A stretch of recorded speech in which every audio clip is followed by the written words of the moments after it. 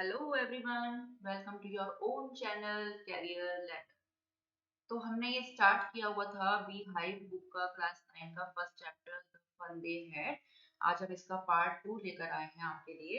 इसके first part को हमने फर्स्ट वीडियो में कवर किया था, तो इसका जो बचा हुआ रिमेनिंग पार्ट है वो पार्ट सेकंड के रूप में हम यहाँ पे कवर करेंगे।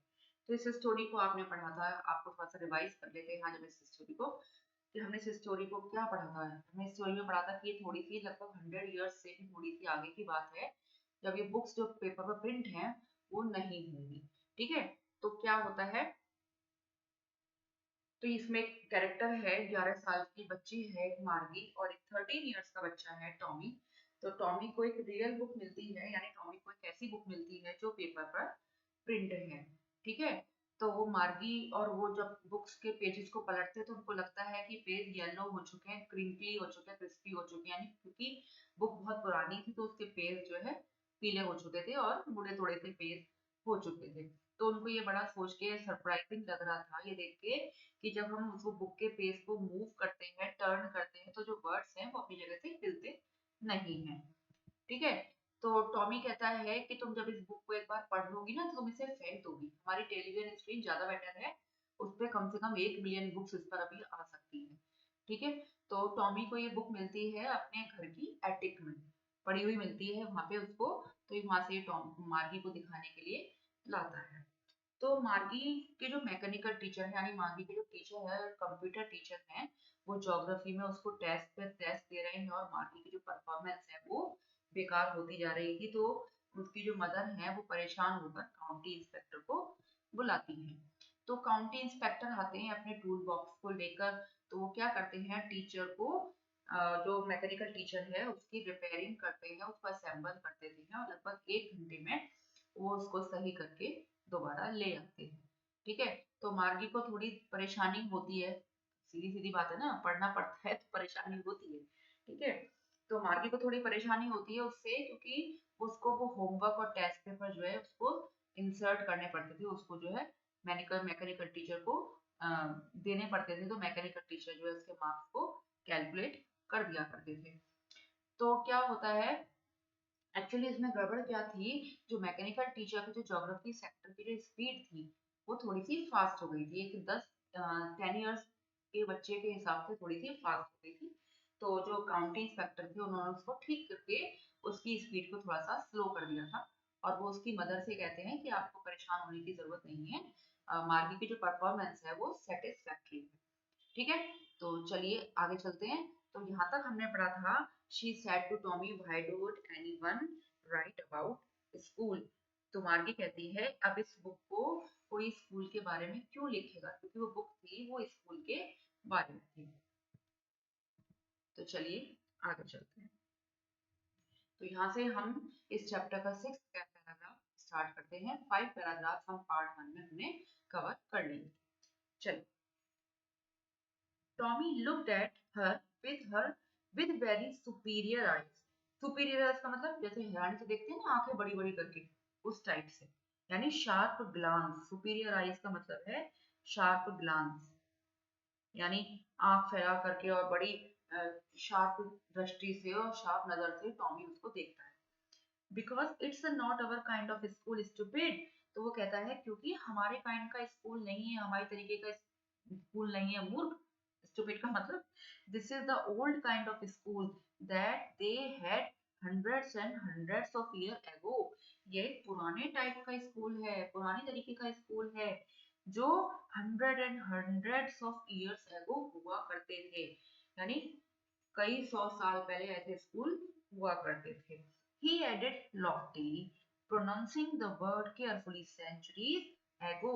Loftily का मतलब है इन्हें superior way, यानी बहुत अच्छे तरीके से, बहुत अच्छे तरीके से वो बताता है, pronouncing the word carefully, और बड़े केयरफुली इस वर्ड को प्रोनाउंस करता है। प्रोनाउंस का मतलब एक्सप्लेनिंग। ठीक है, प्रोनाउंस का मतलब हो गया एक्सप्लेन। तो बहुत ज्यादा अच्छे तरीके से केयरफुली इस वर्ड को प्रोनाउंस करता है, किस वर्ड को, सेंचुरीज एगो। सेंचुरी का मतलब है ए टाइम पीरियड ऑफ 100 इयर्स। ठीक है, यानी कई 100 साल पहले का समय। तो वो कहता है कई सेंचुरीज पहले की बात है। ठीक है, मार्गी वाज हर्ट, मार्गी को दुख हुआ। Well, I don't know what kind of school they had all that time एगो। तो मार्गी कहती है वेल अच्छा, आई डोंट नो, मुझे नहीं पता, what kind of school they had, किस तरीके का स्कूल हुआ करता था उनके पास। यहाँ दे का मतलब है ओल्ड डेज के लोग, यानी जैसे दादाजी वगैरह थे मार्गी के, वो। ऑल दैट टाइम है वो, यानी उस इतने टाइम पहले किस टाइप के स्कूल हुआ करते थे मुझे नहीं पता। She read the book over his shoulder for a while, then said, anyway, they had a teacher. She read the book over his shoulder. यानी टॉमी के कंधों के ऊपर से उस बुक को पढ़ती है वो for a while, थोड़ी देर के लिए, then said, और कहती है anyway, okay, हो सकता है, they had a teacher, उनके पास एक टीचर होता था, ठीक है। Sure, they had a teacher, but it was not a regular teacher. तो टॉमी कहता है बिल्कुल, they had a teacher, उनके पास टीचर हुआ करते थे, but it was not a regular teacher. Regular का मतलब है यहाँ पे नॉर्मल यानी usual kind. Normal kind teacher तो ह्यूमन बीइंग ही होते हैं ना। तो टॉमी कहता है बिल्कुल उनके पास टीचर हुआ करता था, लेकिन एक रेगुलर टीचर नहीं था। इट वॉज ए मैन, ये कौन था? एक आदमी था, यानी ये कोई ह्यूमन बीइंग था। हमारे जैसे जो टीचर है यहाँ पे, मैकेनिकल टीचर है, उस टाइप का टीचर नहीं था। A man, how could a man B a teacher? तो मार्गी कहती है ए मैन, एक व्यक्ति, how could a man B a teacher, एक इंसान एक टीचर कैसे हो सकता है? Well, he just told the boys and girls things and gave them homework and asked them question.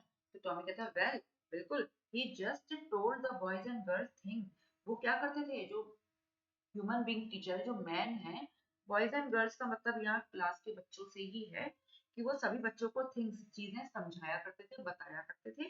And gave them homework, उन्हें होमवर्क देते थे। एंड आस्क देम क्वेश्चन, और उनसे क्वेश्चन पूछा करते थे, उनसे प्रश्न पूछते थे। A man is not smart enough, मार्गी कहती है एक आदमी इतना स्मार्ट नहीं हो सकता, एक आदमी इतना स्मार्ट होता नहीं है। तो श्योर ही इज, बिल्कुल होता है। My father knows as much as my teacher, ये टॉमी कहता है श्योर ही इज, बिल्कुल होता है। My father knows as much as my teacher, मेरे पापा उतना जानते हैं जितना ज्यादा मेरे टीचर जानते हैं, यानी मेरे पापा मेरे टीचर से कम नहीं जानते, ठीक है।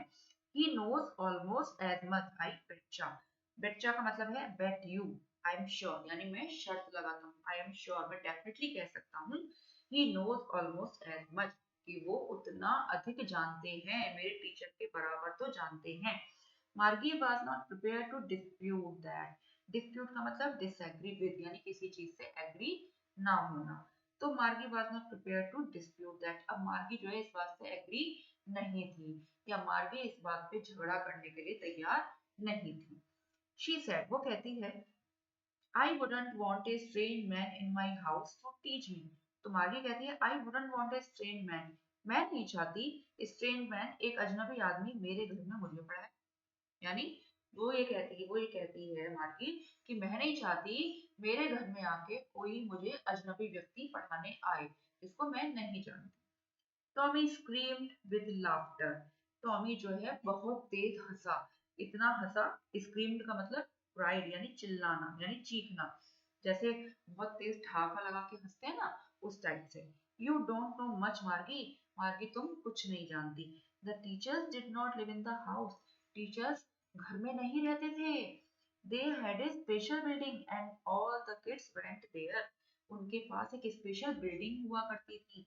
And all the kids went there, और सभी बच्चे उसी बिल्डिंग में जाया करते थे, यानी घर में नहीं आते थे टीचर, ना घर में रहा करते थे, उनके पास एक स्पेशल बिल्डिंग होती थी और सभी बच्चे वहीं पढ़ने जाया करते थे। And all the kids learn the same thing, आगे पूछते तो क्या सभी बच्चे सेम चीज सीखा करते थे, सेम ही चीज पढ़ा करते थे? Sure, they were the same age, बिल्कुल, they were the if but they were the same age, अगर वो सेम एज के होते थे तो सेम चीज ही सीखा करते थे।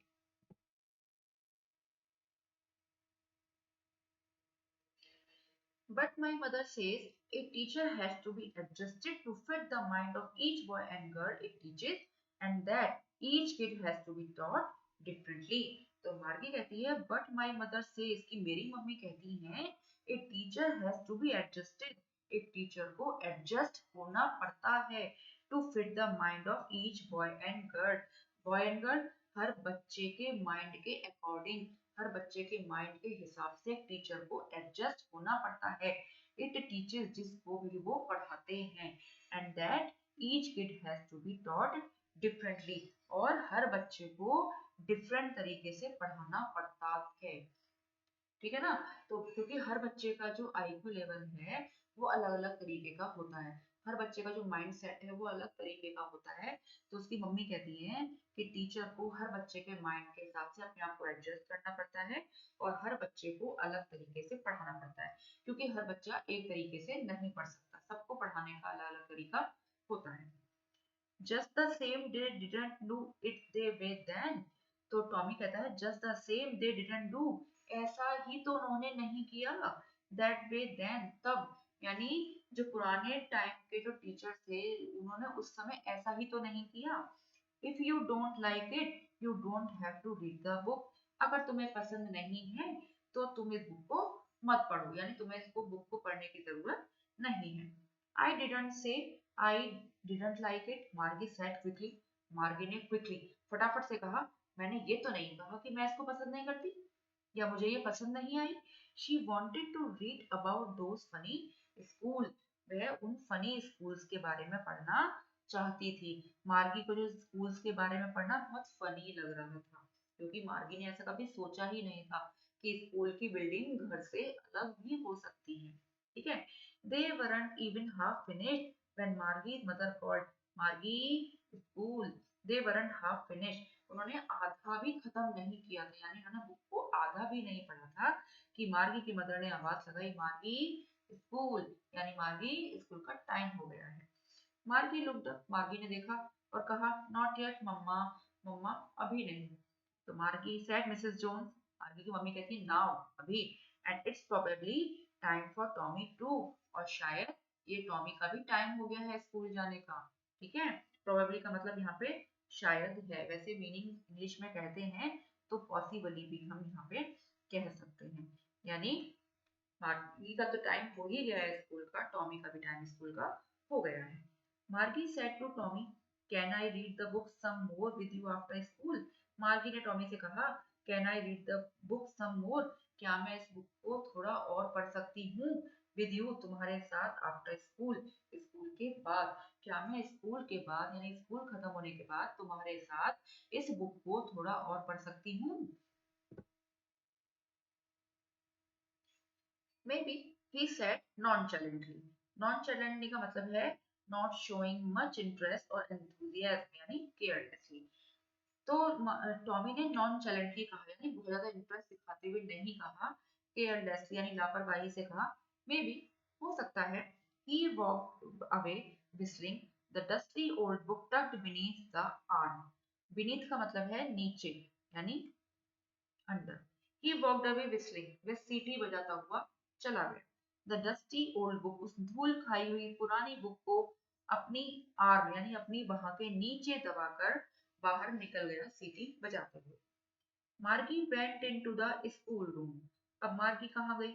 मार्गी अपने स्कूल रूम के अंदर चली गई। स्कूल रूम यानी अपनी क्लासरूम में चली गई। अब क्लासरूम था कहाँ? It was right next to her bedroom, and the mechanical teacher was on and waiting for her. Margie का क्लासरूम कहाँ था? मार्गी का क्लासरूम तो उसके बेडरूम के बराबर वाले रूम में ही था। And mechanical teacher was on, और जो उसके कंप्यूटर टीचर थे वो ऑन थे, एंड वेटिंग फॉर हर, और उसकी वेट कर रहे थे यानी उसका इंतजार कर रहे थे। It was always on at the same time every day except Saturday and Sunday. अब मैकेनिकल टीचर ऑलवेज ऑन, हमेशा ऑन हो जाते थे, एट द सेम टाइम पर, एवरी डे यानी रोजाना, except Saturday and Sunday, Saturday और संडे के अलावा, यानी सैटरडे और संडे की छुट्टी होती थी मार्गी की, और यानी Monday to Friday every day हर रोज सेम टाइम पर मैकेनिकल टीचर ऑन हो जाया करते थे। Because her mother said little girls learn better if they learn at regular hours, क्योंकि मार्गी की मदर कहती थी लिटिल गर्ल्स छोटे बच्चियां जो है लर्न बेटर ज्यादा अच्छा सीख लेती हैं, ज्यादा बेटर तरीके से समझ पाती हैं if they learn at regular hours, अगर उन्हें रेगुलरली पढ़ाया जाए तो। ठीक है, मतलब एक नियमित टाइम पे, एक रेगुलर टाइम पर अगर बच्चों को पढ़ाया जाए तो वो ज्यादा अच्छा सीख लेती हैं, ज्यादा अच्छा समझ लेती हैं। तो देखिए यहाँ पे ये मार्गी के जो मैकेनिकल टीचर है वो ऑन है, स्क्रीन पर फ्लैश कर रहे हैं। The screen was lit up and it said, today's arithmetic lesson is on addition of the proper fractions. तो स्क्रीन was lit up यानी स्क्रीन शाइन कर रही थी, यानी स्क्रीन पर जो लाइट है वो जली हुई थी, यानी स्क्रीन जो है शाइन हो रही थी, यानी लिट अप का मतलब है यहाँ पे shown. This is the second form of shine. ठीक है, स्क्रीन की जो चमक रही है, जो कंप्यूटर स्क्रीन हम ऑन करते हैं तो उसमें लाइट वगैरह चल जाती है, आपको लगता है फ्लैश ऑन हो जाती है उसकी। एंड इट सेड का मतलब है स्क्रीन पर लिखा हुआ था। क्या लिखा हुआ था? Today's arithmetic lesson is on the addition of proper fraction, कि आज का जो अरिथमेटिक लेसन है वो प्रॉपर फ्रैक्शन के एडिशन पर है, यानी आज हम प्रॉपर फ्रैक्शन का एडिशन सीखेंगे। प्रॉपर फ्रैक्शन आप जानते हैं, प्रॉपर फ्रैक्शन क्या होता है? जिस फ्रैक्शन का numerator is smaller than the denominator उसको कहते हैं proper fraction. Please insert yesterday's homework in the proper slot. उस पर लिखा हुआ था कृपया प्लीज कल का होमवर्क इंसर्ट कर दीजिए प्रॉपर स्लॉट में, यानी प्रॉपर स्लॉट जो प्रॉपर जगह बनी हुई है उसमें कल का होमवर्क इंसर्ट कर दीजिए। मार्गी डिड सो विद ए साई। साई का मतलब डीप रिलीफ, यानी चैन की सांस लेते हुए, बड़े आराम से। तो मार्गी ने ऐसा ही किया, डिड सो विद ए साई, एक चैन की सांस लेते हुए ऐसा ही किया, यानी मार्गी ने अपने कल के होमवर्क को इंसर्ट कर दिया। She was thinking about the old schools when sorry she was thinking about the old schools they had when her grandfather's grandfather was a little boy. She was thinking about the old schools, वह उन्हीं पुराने schools के बारे में सोच रही थी। they had जो पहले हुआ करते थे। कब? when her grandfather's grandfather, जब उसके दादाजी के दादाजी was a little boy, एक छोटे लड़के थे, यानी छोटे बच्चे थे। तब उन जो पुराने स्कूल थे उस समय के स्कूल के बारे में वो सोच रही थी। All the kids from the whole neighborhood came laughing and shouting in the schoolyard, sitting together in the school room and going home together at the end of the day. All the kids from the whole neighborhood came. सारे बच्चे पूरे पड़ोस से, आस पड़ोस से सारे बच्चे आ जाते थे। लाफिंग हंसते हुए, शाउटिंग चिल्लाते हुए, इन द स्कूल यार्ड, यानी स्कूल यार्ड स्कूल के कैंपस में एक साथ आते थे, हंसते हुए, शोर मचाते हुए। ठीक है, sitting together in the school room यानी क्लासरूम में एक साथ बैठ जाते थे। गोइंग होम टुगेदर, एक साथ घर जाते थे। At the end of the day, जब स्कूल का दिन समाप्त हो जाता था, यानी जब स्कूल की टाइमिंग खत्म हो जाती थी तो सारे बच्चे एक साथ ही घर चले जाते थे। They learned the same thing so they could help one another with the homework and talked about it. They learned the same thing. अब सब बच्चे एक साथ आते, एक साथ बैठते थे तो वो सेम थिंग्स ही एक साथ सीखते थे, एक साथ चीजें सीखते थे। ऐसा ही करते हैं ना आप भी लोग, जब आप स्कूल के रूम में बैठते हैं, क्लासरूम में बैठते हैं तो टीचर सब बच्चों को एक सी ही चीज पढ़ाया करते हैं और आप सब एक सा ही पढ़ा करते हैं, एक सी ही चीज सीखा करते हैं। So they could help one another with the homework, तो वो एक दूसरे की हेल्प कर सकते हैं, होमवर्क में एक दूसरे की एक साथ हेल्प कर सकते हैं। एंड टॉक अबाउट, और इसके बारे में बात कर सकते हैं। तो मार्गी के यहाँ पे सोचने का, कहने का मतलब ये है कि क्लास में बच्चे जब एक साथ बैठे होते हैं तो वो एक सी चीजें सीखते थे और एक दूसरे की हेल्प कर देते होंगे होमवर्क में, क्योंकि सब बच्चों की जब एक सी पढ़ाई हो रही है तो एक जैसा होमवर्क मिल रहा है तो एक दूसरे की हेल्प भी कर देते होंगे। एंड टॉक अबाउट इट, और इसके बारे में बात भी करते होंगे। लेकिन मार्गी को ऐसा करने को नहीं मिल रहा है क्योंकि मार्गी किसी स्कूल में नहीं जाती, मार्गी अपने घर के कमरे में ही बैठकर पढ़ती है। ठीक है, अकेले ही पढ़ती है तो वो किसी के साथ अपना होमवर्क डिस्कस नहीं कर सकती। And the teachers were people, और जो टीचर्स कौन थे? वो लोग ही हुआ करते थे, यानी ह्यूमन बींग्स ही हुआ करते थे। The mechanical teacher was flashing on the screen when we add fractions 1 by 2 and 1 by 4 dash dash dash। तो मैकेनिकल टीचर की स्क्रीन पर फ्लैश कर रहा था, शाइनिंग कर रहा था, चमक रहा था, यानी लिखा हुआ था, यहाँ पे मतलब है लिखने से। मैकेनिकल टीचर की स्क्रीन पर लिखा हुआ था when we add fractions, जब हम फ्रैक्शंस को ऐड करते हैं 1 by 2 and 1 by 4 को एटसेट्रा एटसेट्रा। ठीक है, तो मार्गी was thinking about how the kids must have loved it in the old days। तो मार्गी was thinking about, मार्गी सोच रही थी how the kids must have loved it in the old days, कि पुराने टाइम में, पुराने दिनों में बच्चे किस तरह से इन चीजों को पसंद करते होंगे। ठीक है, स्कूल जाते होंगे और एक साथ पढ़ते होंगे तो किस तरह से बच्चों को ये सब अच्छा लगता होगा। She was thinking about the fun they had, वो सोच रही थी इस बारे में, उस फन के बारे में जो पुराने टाइम के लोग किया करते थे। फन दे हैड, यही आपके चैप्टर का नाम भी है, यही आपके चैप्टर का टाइटल है, द फन दे हैड। तो यहाँ पे इस चैप्टर, ये चैप्टर यहाँ पे खत्म होता है। आप, उम्मीद है आपको ये चैप्टर समझ में आ गया होगा, और अगर आप कोई चैप्टर पसंद आता है तो हमें कमेंट करके जरूर बताइएगा। And don't forget to like and share. तब तक के लिए बाय बाय, मिलते हैं नेक्स्ट वीडियो।